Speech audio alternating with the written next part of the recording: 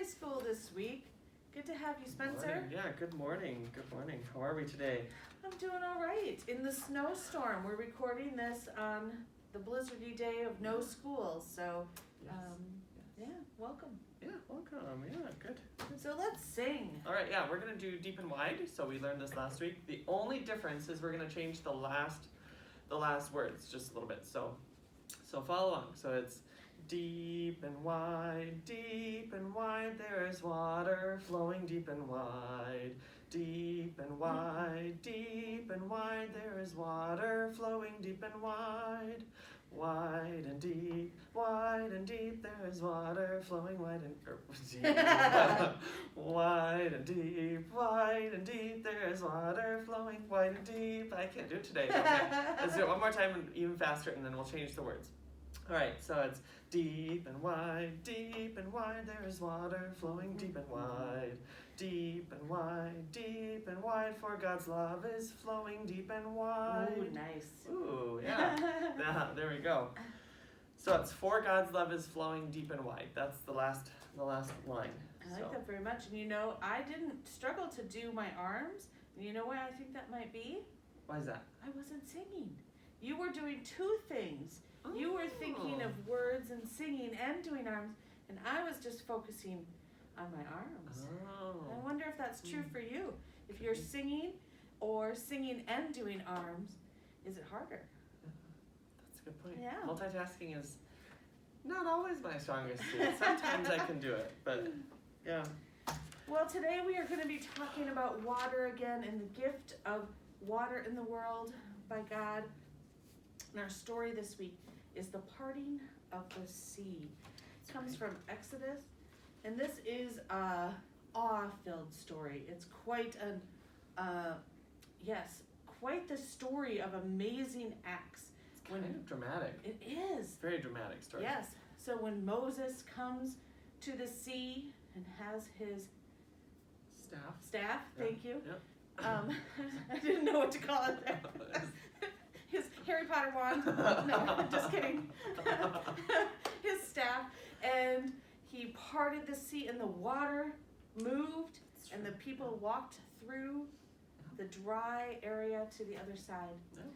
Yeah. And I love this story because it's quite a dramatic story. And so let's talk about it as we go along. So, do we want to read it first? I think that'd be great. Let's read it. Okay. So, after the Israelites, I'm going to start over here. Okay. After the Israelites escaped from Egypt, they saw the Egyptians chasing after them. They reached the Red Sea and were unable to cross. The Israelites cried out to the Lord in fear. The Lord told Moses, "Tell the people to get going. And Moses, I want you to lift your shepherd's rod over the Red Sea. I'm going to protect you and your people, and both you and the Egyptians will see my power." When Moses stretched his rod over the sea, the Lord pushed the sea back with a strong wind. The waters split, forming two big walls, and the Israelites walked through on dry land. The Egyptians chased after the Israelites, but their chariot wheels jammed, and they panicked. "The Lord is fighting for the Israelites," the Egyptians cried as they turned around. The Lord said to Moses, "Stretch your hand back over the sea so the water returns and covers the Egyptians." When Moses did this, the walls of water came crashing down and covered the Egyptians. The Lord rescued Israel from the Egyptians that day. Israel saw the Lord's amazing power and was in awe. Their trust in the Lord and in Moses grew. All right, so we have some pictures and stories that we can color. So if you have this one here, it's called Parting of the Sea. And you have some pictures. The Israelites reached the Red Sea and were afraid because they had stopped. They didn't have anywhere to go but into the water, and the Egyptians were following them and chasing them. And the Lord parted the Red Sea into walls of water. You can imagine what that would feel or look like. The Israelites walked through on dry ground. The Lord brought the water back down so the Egyptians could not reach them. The Israelites Israelites were amazed at the Lord and how the Lord helped them.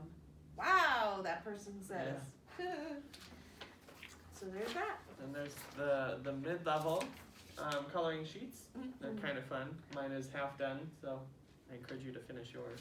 And yes. And then this is the one that has a little more detail. It Yep. says and if you look kind of closely, I'm looking at it straight down, but if you look here, see here's the wall of water on either side, and it says in the middle. And on the sides it says The waters formed a wall on their right hand and on their left. Oh, I see. Yeah. So lots of images. I can imagine that when the person that was designing this drew it, it might be all kinds of thoughts and feelings that the people, the Israelites, had maybe when this happened. And bubbly water I see, and waves, and maybe some things that might represent anxiety or fear, but also excitement and hope for what was about to happen for them, to be free, all of those things. It's like kind of tangled up, like when you're in fear or anxious, your stomach is tangled up in knots, you know, that sort of thing. Yeah, I see that, yeah. Very cool. Great. All right, so let's color a little bit and talk about it. Okay. So what in this story is awesome to you? I mean, well, we could talk about the miracle of the sea splitting, but I think the more awesome thing is the faith the Israelites had in God to help them and, you know, to lead them out of their struggles in Egypt. I think they that had to be, I mean, you had to have some pretty strong faith, I think, you know, to believe that they could be delivered from slavery like that, you know. What I think is important when we discover and talk about stories that are in the Bible is about what do they really mean for us? And like you speak about that faith, and I see it as hope. Yeah. That there is hope, that there will be something better coming. And so I am reading a book with some of your moms and dads in the parenting group right now called Love is the Way by a man named Bishop Michael Curry. And he compares this story of Moses to the civil rights fights in the 60s. Okay. And how when Moses, before this happened, Moses is going to Pharaoh and asking and saying, let God's people go. And every time Pharaoh is saying, no, I'm not going to let them go. And then something bad happens for the people. And then Pharaoh goes back and says, let my people go. And Pharaoh says, no, I'm not going to do that. And this just keeps happening. And Michael Curry says that this is like negotiating and progress that we see sometimes in our world when we want to make things better. I know that there's a lot of things going on in our world right now that can make us feel sometimes not very hopeful that things will get better. But this story talks about the struggle of the people that were enslaved, that were having unjust things happening to them. And they were probably scared and sad and wondered if it would ever change. And in this story, God brings someone to help bring change. Slow change. It didn't happen overnight. It took time, this negotiation. But then eventually, the story is about how progress was made. The people were freed from where they were, and hope was given to them to move forward. Yeah. And that is what I think is important about that story now, today, in our world and in our time. And I really like that comparison. Right? it makes it more relatable, because you know in school we study so much, and Martin Luther King Jr. Day is coming up, Yeah. and so we studied that so much. It makes it nice that it's something that we can relate to a little bit more, to understand the writing, you know. Mm-hmm. The stories in the Bible too. Yeah. Agreed. So how can we ask God for help when we need it? That is something I personally struggle with sometimes. I think one of the first answers, maybe it's the easy answer, is to pray about it. Yeah, I think that's a good start. What do you think? I think that is a great way to start, to ask God. And I think that sometimes we only see prayer as the prayer that we say at the end of Sunday school, or what we see happening in church. But I believe that God wants us to be able to talk to God in all kinds of ways. So if we're feeling scared or angry or whatever, and we need help, you can say that in however you feel like saying that. Scream it, cry it, you know, jump up and down, whatever is working for you, right? Okay. And I think that's important. It's more like having a conversation than a relationship. Yeah. Exactly. Like it.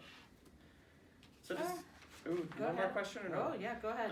So this might be a tough one, but describe a time you needed God's help. How did it feel to ask God what happened? Oh yeah, that is a good one. I wonder what that is for the kids listening. It's kind of what I was wondering. Yeah, I would be very curious to hear any of your answers. But right now, if you want to pause, or if you want to, we'll just take a minute to be quiet, and we'll let you guys talk about it.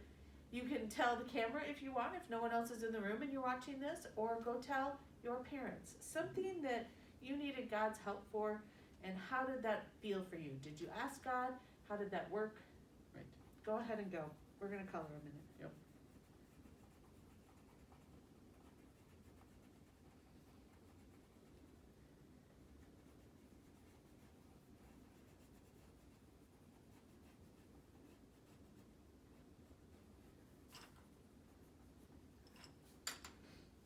All right. Now, if you are back, I'm going to hang my picture here. Spencer, even if you're not done, if you want to hang yours, you sure can. Okay. That's good. Close. Yeah, I like it. I like you use lots of blues for the water. You can hang yours one over if you want. Okay, perfect. Yeah. There we go. Okay. All right. Let's sing our song again. Okay, we'll see if I can get the actions right. Okay. Sounds good. Start with deep and wide. All right. Deep and wide, there is water flowing deep and wide. Deep and wide, there is water flowing deep and wide. There we go, one more time. Wide and deep, there is water flowing wide and deep. Wide and deep, for God's love is flowing wide and deep. There we It's go. a little harder. Yeah. Should we try it one more time faster? Oh, Because sure. it's kind of fun fast. Sure. So sure. let's do it. All right, ready? Deep and wide, there is water flowing deep and wide. Deep and wide, there is water flowing deep and wide. There we go. Woohoo! Yeah, that's good. It's a good exercise. All right, let's come to our time of prayer. Okay. So let's take a deep breath in, hold it, and blow it out. Awesome God, you've come through for us and helped us in amazing ways. You see paths we cannot see. We feel hope knowing all things are possible for you. And all God's children said, Amen. We'll see you next week.